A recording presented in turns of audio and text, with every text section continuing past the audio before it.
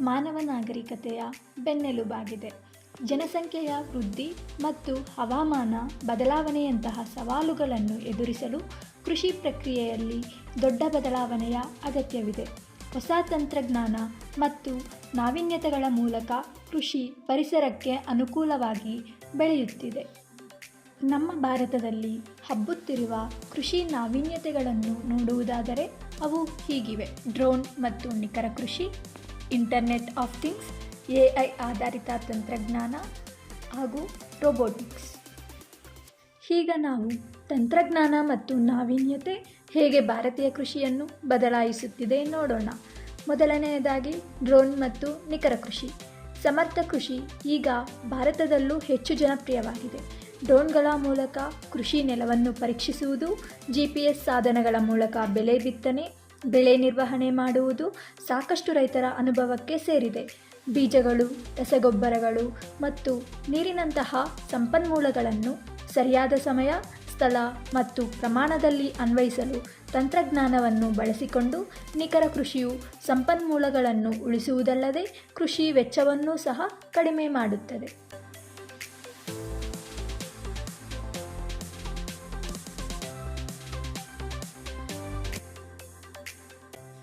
ಇವಲ್ಲದೆ ನಾವು internet of things ಹಾಗೂ AI ಆಧಾರಿತ ತಂತ್ರಜ್ಞಾನಗಳನ್ನು ನೋಡಬಹುದಾಗಿದೆ. IoT ತಂತ್ರಜ್ಞಾನದಿಂದ ರೈತರು ತಮ್ಮ ಕೃಷಿಯನ್ನು ಹೆಚ್ಚು ಸಮರ್ಥವಾಗಿ ನಿರ್ವಹಿಸಬಹುದು.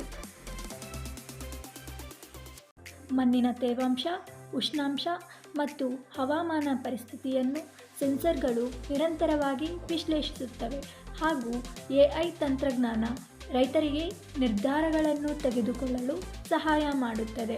ಬೆಳೆ ಕೀಟಗಳು ಮತ್ತು ರೋಗಗಳನ್ನು ಪತ್ತೆ ಹಚ್ಚಲು AI ಆಧಾರಿತ ಅಪ್ಲಿಕೇಶನ್ಗಳು ಸಹಾಯ ಮಾಡುವುದರ ಮೂಲಕ ರೈತರ ಸಂಪತ್ತನ್ನು ಮತ್ತು ಸಮಯವನ್ನು ಉಳಿಸುತ್ತವೆ.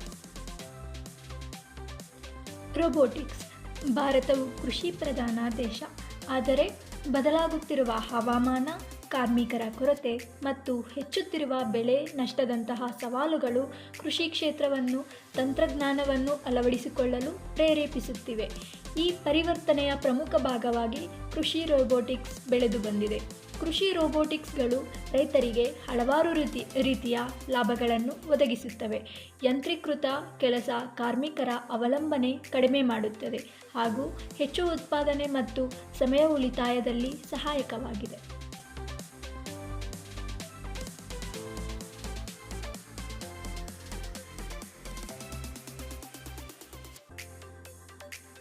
ಭಾರತದಲ್ಲಿ ಕೃಷಿಯ ನಾವೀನ್ಯತೆಗಳು ದೇಶದ ಆರ್ಥಿಕತೆ ಮಾತ್ರವಲ್ಲ, ರೈತರ ಜೀವನ ಮಟ್ಟವನ್ನು ಕೂಡ ಉತ್ತಮಗೊಳಿಸುತ್ತವೆ. ಹಾಗಾಗಿ ಹೊಸ ತಂತ್ರಜ್ಞಾನಗಳನ್ನು ಅಳವಡಿಸಿಕೊಂಡು ರೈತರು ಹೆಚ್ಚು ಉತ್ಪಾದನೆ, ಕಡಿಮೆ ವೆಚ್ಚ ಮತ್ತು ಹೆಚ್ಚು ಲಾಭ ಪಡೆಯಬಹುದು. ಒಂದಾದ ಮೇಲೊಂದು ಹೆಜ್ಜೆ ಹಾಕೋಣ ಮತ್ತು ಭಾರತವನ್ನು ಕೃಷಿ ತಂತ್ರಜ್ಞಾನದಲ್ಲಿ ಜಾಗತಿಕ ಮುಂಚೂಣಿಗರಾಗಿ ರೂಪಿಸೋಣ.